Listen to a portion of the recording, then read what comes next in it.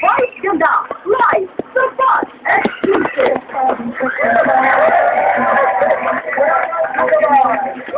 Magandang hapon po. Good afternoon, Tito Boy. Ito ulit, Miss Gretchen. Magandang hapon po sa lahat. Ay, ako may pabulak sa lahat. Maraming pong salamat. Ayan, nakita na yung shakes na dinatanggal. Thank you for yun. Nag-enjoy mo tayo. Imagine the actual sponsor. Kasi yung kapatid mo nakakatawa. Natawa ka sa Rafi, yung rap out. Sinagdagdag yung rap out, mag-rap out. Tahan naman. Hindi na uubusan yung sasabihin. Dito ba kasi about the whole show na dumabigat tayo. May mga story of success and triumph ni Vice Ganda. Oo. Ang happy na. Kaya. Okay. Congratulations. Salamat po, maraming po. Congratulations. Alam niyo, naging tradition na ito, guys. Every year, people look forward to your concert. Oo nga eh. Kaya movies. To everything that you do. Kaya po nalungkot ako last year. Kasi last year pa nakaschedule dapat yung concert. Yes. Hindi natuloy kasi nagdarawang movies ako last year. Yung action ng movie namin ni Tony. Tapos sumunod yung movie namin ni Chris at saka ni Sayay. Kaya hindi natuloy. Kaya nung natuloy this year, masayang-masaya. Kasi ni-request ko talaga. Sabi ko, bago ko kung pelikula mag-concert mo na. Buti binigyan ko yung tingin naman. Tell us the story about Coco. What happened? Nagkaget cute. Nagkakampuhan. Tapos naging magkagalit talaga kami. Dahil? Umarati ako. Kasi noon kasi ganito po nagsimula. Nire-request kasi siya ng GGB na mag-guest. Tapos, parang, hindi na makuha si Coco bilang guest sa GGB. Sabi niya, baka super best friend kayo, ikaw na kumausap. Sabi ko, ayoko kasi baka tanggihan ako, ma-offend ako. Sabi ko, na-on the spot kami sa isang event. Ayan na, daling invite mo na siya, ikaw na makipag-usap. So, wala ko nagawa. So, kinausap ko. Kaya sabi ko, mag-guest na sa GGB, ganyan. Tapos, may mga dahilan naman siyang, sinangyayaan ko naman yung mga dahilan na mabalit naman talaga. Kaya sabi ko, nung tinanggihan ako, na-hurt na ako. Sabi ko, ito na nga ba yung iniiwasan ko eh. Kasi nga, ayaw niya talaga ng mga interviews, Tapos, yung napanood ko siyang nagpa-interview, na-hurt ako lalo. Nakakabal, sabi mo. Saan kayo? Nakalimutan ko na kung sa bus or first interview. Ay, batila. Parang sabi ko, akala ko ba ayaw mo pa-interview? Sabi ko gano'n. Sa akin, hindi ka nagpa-interview. Mas gusto mo pa pala sa ibang tao. Sabi ko gano'n. Tapos yung nagkatampuhan na. Tapos hindi na kami nag-usap. Tapos, nagkita kami isang beses, hindi ko talaga siya pinansin. Nagkita kami hindi ko talaga siya kinausap. After surprising you sa concert mo. Wala na. Pero bago pa po kasi yun, kinausap ako ni Sir Deo, sabi niya, meron yung concert, sold out yung concert mo, dapat tanggalin mo lahat ng negative vibes sa paligid mo. Tapos sa isip, nung birthday ni Tita Cory, sabi ko, si Coco nandiyan ba? Hinanap ko siya. Sabi ko, hindi si Coco kasi gusto ko na siya kausapin nung isang araw na. Sabi, wala na sa hospital. Sabi ko, ay, pa sa hospital. Sabi, na-over pati sa hospital. Sa tinext ko, sabi ko, Hawaii, sabi ko, bakula. Sa hospital ka daw, ano nangyari sa'yo? Mas ingat ka, mas pagaling ka na ng hospital. Tapos nag-text back agad-agad. Ang haba, naglitaan niya. Sabi ko, naman, magpagaling ka. Ang dami mo na sinabi. Oo, ganyan. Bilang best friend ba, si Coco, nakikialam sa love life mo? Sobra. May ganun diba? Ikaw nakikialam ka sa love life niya? Hindi, kasi hindi niya. Napaka-secretive talaga. Pero diretsang tanong, ayaw ba niya, gusto ba niya, pag naliling ka o nagkakaroon ka ng boyfriend? Ayaw. Oo. Boy, yung pag-surprise sa kanya ni Coco, kasi tinawag na baby. Actually, kaya ako nagulat, no? Baby kasi, akala niya ata si baby boy. Baby boy. Kaya si baby boy. Nandun daw sa concert si baby boy.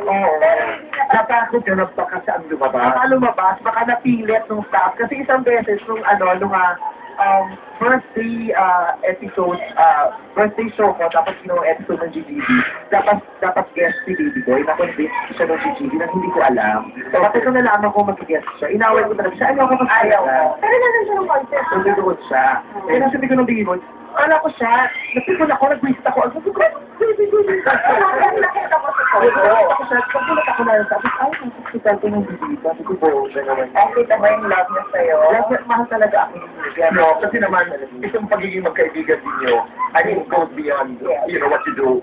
Even before show business, magkaibigan na rin ko. Tapos nag-text siya sa following day, tapos sabi ko, maraming salamat, pinasaya mo talaga ako, ang sayo-sayo, hindi mo lang tayo ulit nagkita. Sabi niya, alam mo ba, kahit sa hospital ako, kahit hindi tayo nagka-text nung isang araw, talagang pupunta ako sa concert mo at magsusorry ako sa'yo sa harapan. Oh, ano ba? That's friend. Hindi ko gumana, you're both so successful. That's right. No? Sabay kaming mumanga, sabay kami na-frustrate na, tapos sabay din kaming nabigyan ng chance. Totoo. Ano natin natin, Gret? Pinag-usapan natin. Ano talaga? No. Ayaw mo. Ate, yung Miss Gret. Ano gusto mo, Miss Gret? Grabe yung bro. Grabe yung bro. Grabe yung bro. Nagbigay kay Bryce yung success, yung triumph, yung kaligayahan. Pero naniniwala yung love life, naniniwala ka ba sa estado mo ngayon na yung binigay na sa'yo ng Diyos lahat na you really can have it all? Meron ba? Meron, marami. Hindi man perfect ang pamilya. May mga suliran din kaming sa pamilya na dinadala araw-araw. Normal lang. Hindi naman malaki-malaki. Pero hindi kasi perfect ang pamilya ko. And it's nice to know that life is not perfect for anyone because it makes you human. It allows you to be in touch with reality, with your life, with your emotions. Hindi pwede maging perfect. Kasi pag maging perfect yung lahat, baka sa isipin mo wala ng Diyos. At baka makakatay ka na. Hindi mo na nakakailangan ng Diyos. Ito yung motivation na babawasan when you start to think that you have everything. You know, and the best thing about your life, ito yung sinasabi ko talaga, maybe not in public, but I am excited about what you're going to do next. I am excited what movie you're going to do next. Kasi, hindi ka tamad na artista. Hindi ka rin nakukontento doon sa ginagawa mo. You keep on, the word is very dangerous, actually, yung reinvention. But this is one, you know, hindi ko makakalimutan yung kwento na, when my jokes don't work, I want to go find out for new jokes. I mean, I want to know what works. And when you have an artist like that, ang haba ng buhay ang pinag-uusapan. Maski ikaw, di ba? Parang, what am I going to do next year and in 2 years from now? Ang tuwag isipin na, ano nga, kaya ako nagpo-focus talaga sa current yung mga current events, yung mga nangyayari talaga sa paligid. Kasi pag nakatuto ka doon, pag updated rin yung mga jokes mo, hindi pwede yung mga jokes ko last year, jokes ko last year. At hindi ka natatakot magtanong, hindi ka natatakot mag-research, hindi ka natatakot magsabi na nandito ako, I wanna go further, di ba? Hindi ko pwede, hindi pwede masyadong relax, kasi babawian at babawian ka talaga. Mahal yung naging trabaho niya pag sa show niya, sa talaga nag-text. Hindi, next ko natin lahat yan. Nag-text niya talaga yung personal para mag-guest sa show niya. You have. Ako hindi mo ako sinet. Dahil wala ang number ko. Oo, tayo. Naparang lang ko ng TV. Gusto ko nagtatapag ko na rin sa akin. Bibigyan mo sa akin number mo, Prabi. Oo. Ayan. At saka aggressive pa rin ito yan. Uy, ginagawa niyo talagang birth ang mga pangalan. Correct. Halimbawa, ito ni Gonzaga, anong ibig sabihin? Alam ko na sa sabihin. Tama. Sabi ko yun. Pumunta ako kay Dr. Ricky Beno sa susunod na araw. So, ito ni Gonzaga mo ako. Ano yun? Pangahan mo. Kasi wala akong babay, wala ko. Nagkakaroon ko sa talong. Gretchen Barreto. Gretchen Barreto. Payaman. Gretchen Payaman, di ba? Gretchen Barreto mo, payaman. O ito, Iboy Amundo.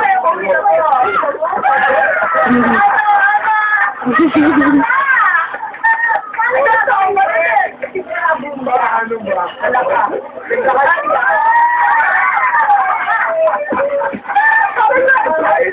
Pusa!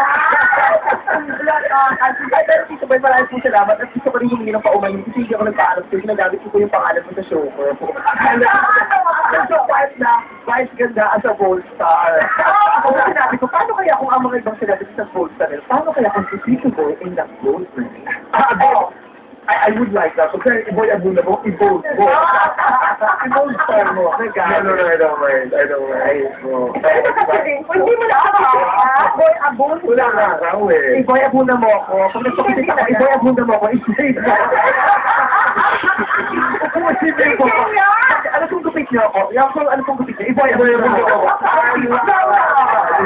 Ano kung gupitan? Kasi meron pang susunod.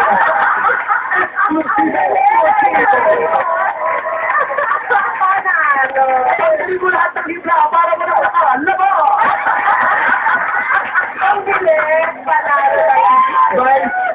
Ingatan mong lahat. Maraming salamat po sa lahat talaga na nagpa-vibes ganda sa akin sa Araneta noong May 17. Sky Cable, grabe. Sky Cable, maraming salamat din po dahil binigyan nyo ng pagkakataon yung mga hindi nakabili ng ticket na mapanood sila yung konsyerto sa kanilang mga tahanan kasama ang buong pamilya nila. Maraming salamat. Sa mga nabumili po ng ticket, sana po talaga isumobra pa sa halaga ng ticket na yun na naibigay sa inyo. Kung napasaya ko pong kuman po kayo ng araw na yun, mas napasaya niyo po ako at tinatanong po malaking utang na loob. At gagalingan ko po araw-araw at pinapangako ko. Araw-araw pag pinanonood niyo ako, ibang price ka na. Boy, abinda ko kayo. Maria Aquino, maraming salamat. Chris Chavez, thank you, Chris, of James King.